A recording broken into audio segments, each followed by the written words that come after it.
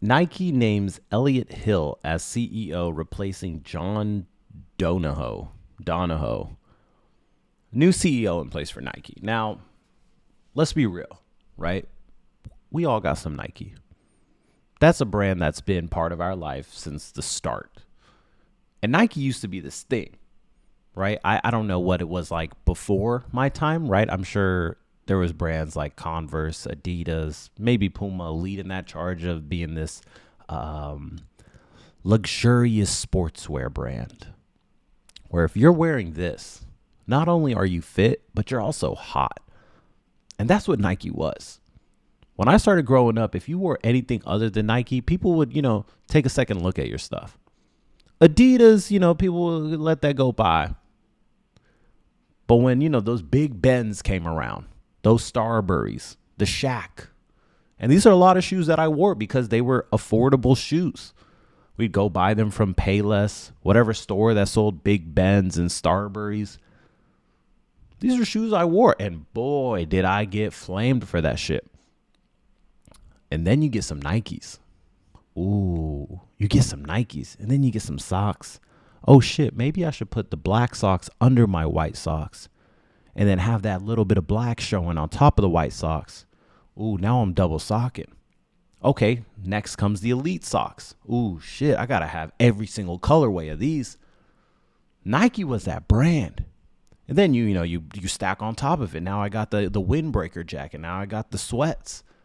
Now I got this Nike hoodie. I got this Nike dry fit. I got this Nike tank, Nike shoes, Nike shirt, Nike socks. Everything was Nike, Nike bag. That's what Nike was. And then what I've noticed is since that, right, let's call that middle school, high school, 2009 to 2013, even a little bit into my college years, where Nike was the superior guy. And then, I feel like the emergence of these actual sexy and fit brands came, such as Lululemon, Alo Yoga. How do these brands become that identity? Probably through just, people like Kendall Jenner, honestly, where they just market a certain type of way. Instead of having all these super fit athletes and, spectacular talents of all time, instead of having Kobe, Jordan, all these people represent the Nike brand. Instead, I'm going to get this supermodel to represent our brand. And that's what we'll be known as. The rest will gravitate from there. Wearing Nike now, you almost feel, especially in LA, wearing Nike now, you feel like you're wearing some off-brand shit. And it's like, I thought this brand was fine. And I'm sure it's, half the stuff that's just in my head where I'm just overthinking the situation.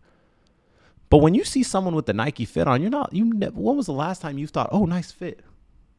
When you see that Lulu set, when you see that Alo set, and a bunch of more, right? Where it's like active, shit, I can't even think of any of the other ones. I'm sure a lot of the luxury retailers have created their own sets. This is where it's at now. You see people wearing that screams, oh shit, style, money, sex appeal. Those are these new brands. Nike has definitely taken a turn, right? You can look at it, whether it's in the stock, just the general feeling, what people are wearing, how people are wearing it.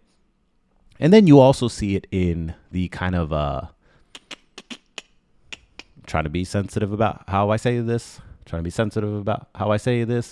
the income brackets, right? You see a certain demographic wearing Nike and then the other demographic wearing Lululemon. I'm not even going to lie to you. I'm trying to make that jump from Nike to Lululemon. I've bought a couple of Lululemon things. I like the tank top. I like some of the compression shorts. I even have a backpack. And honestly, I've started to fall in love with that brand. Where when I'm wearing it, it's like, oh, okay, this fits good. I know that if it messes up or shrinks, I can go to the store and get it replaced. So I have that convenience factor. Sure, it costs more, but also I just feel more superior. I might just have to gravitate towards this full time. Nike's sales have weakened recently, and its stock is down about 24% year to date in its most recent quarter, which ended on May 31st. The company reported a 2% revenue decline. Donahoe said, which is Donahoe's the previous CEO, said at the time the company is approaching its near-term challenges head on while making continued progress in the areas that matter most to the Nike's future. Yeah, I don't know. In February, the company based in Beaverton, Oregon, announced it was cutting 2% of its global workforce, or a little over 1,600 jobs, aiming to cut costs and reinvest into savings. Yeah, that's just what all companies are doing, right? They're cutting down people and trying to be just as efficient. Because things slow down.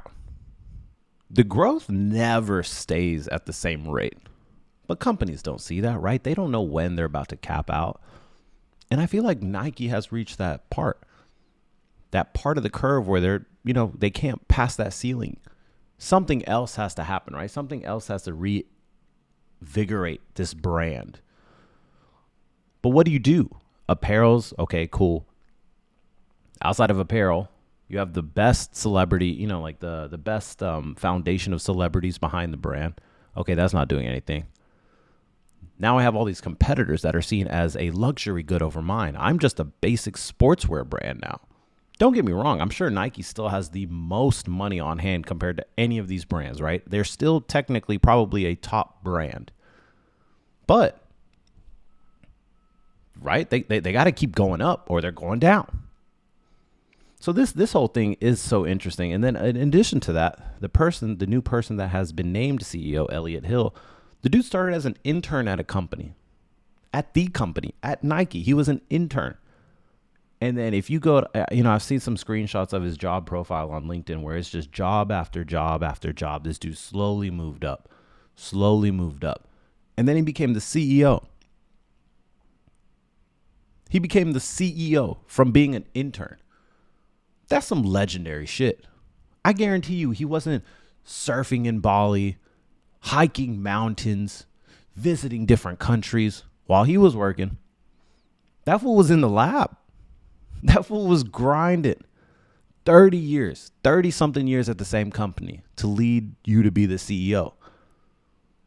Now, look, I'm not saying you need to be the CEO of the company you work at. But if you're really trying to move up, this is what I mean by sticking to the same company sometimes helps with that mission.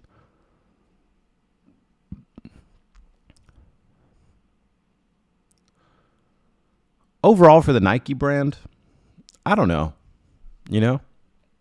like I just don't see where this goes. Do I think there's room for, the stock to jump back to where it was? Sure. Right. With sales, with maybe more sports events and different sponsorships, they can get back onto that peak. But how do you turn Nike into this luxury brand where you're seen as, more sexier than Lululemon, Aloe, and stuff? I think you have to get Kendall Jenner. And that's wild. We're going to hop off of this real quick, but it is wild that like a supermodel. Is she labeled as a supermodel? Whatever. That's how much influence someone has over an entire brand and almost industry.